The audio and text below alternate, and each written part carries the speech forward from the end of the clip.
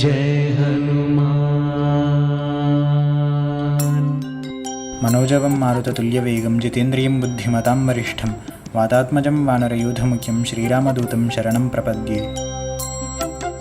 ఈ శ్లోకం అందరికీ తెలిసే ఉంటుంది కదా, ఎందుకంటే చిన్నప్పుడు మనందరం ఎక్కువగా తలుచుకున్నది హనుమంతుల వారినే.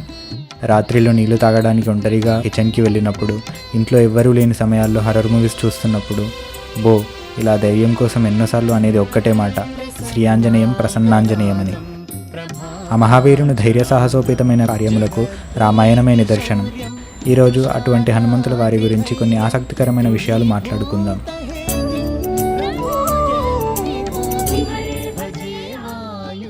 మొదటిగా హనుమంతుల వారి పేరుకి అర్థమేమిటో చూద్దాం. సంస్కృతంలో హనుమంతుడంటే విరిగిన దవడ కలిగిన వాడని అర్థం. ఆ పేరు రావడానికి కారణమైన కథ చాలామందికి తెలిసే ఉంటుంది. అదేనండి, హనుమంతుల వారు పండనుకుని సూర్యుడిని మింగబోతూ ఉంటే ఇంద్రుడు వచ్చి వజ్రాయుధాన్ని ప్రయోగిస్తాడు కదా. ఇంకేముంది, హనుమంతుల వారి రక్తం భూమిపై పడి రుధిరమణిగా మారిందంటారేమో. లేదు, హనుమాన్ సినిమాలో చూపించిన విషయం కల్పితం. మరి నిజానికి ఏమైందంటారా? ఆ అస్త్రం నేరుగా వెళ్ళి చిన్నపిల్లాడైన హనుమంతుని దవడకు తగిలి తనను మూర్ఛిల్లేలా చేస్తుంది. ఇది చూసిన వాయుదేవుడు చాలా ఆగ్రహానికి గురవుతాడు. తన ఆగ్రహాన్ని తట్టుకోలేక లోకాలన్నీ కంపించిపోతాయి. ఇక ఏం చేయలేక ఇంద్రాది దేవతలందరూ హనుమంతుల వారికి మళ్ళీ ప్రాణం పోస్తారు. దీన్నే మనం చిన్న హనుమాన్ జయంతిగా జరుపుకుంటాం.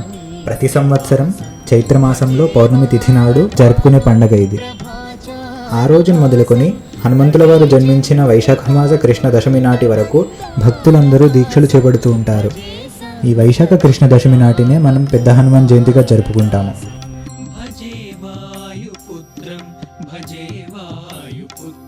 పురాణాల ప్రకారం హనుమంతుని గురువైన సూర్యభగవానుడే తన కుమార్తె అయిన సువర్చలాదేవిని హనుమంతునికిచ్చి వివాహం చేస్తాడు. కానీ హనుమంతుల వారు జీవితాంతం బ్రహ్మచరిగా ఉంటానన్న షరతుపైన వివాహం జరుగుతుంది. పురాణానుసారం హనుమంతుడు సముద్రాన్ని దాటే సమయంలో తన నుండి ఒక చెమట బిందువు నీటిలో పడిపోతూ ఉంటే ఒక ముసలి మృంగివేస్తుంది. అలా ముసలి హనుమంతుని అంశ అయిన మకరధ్వజునికి జన్మనిస్తుంది.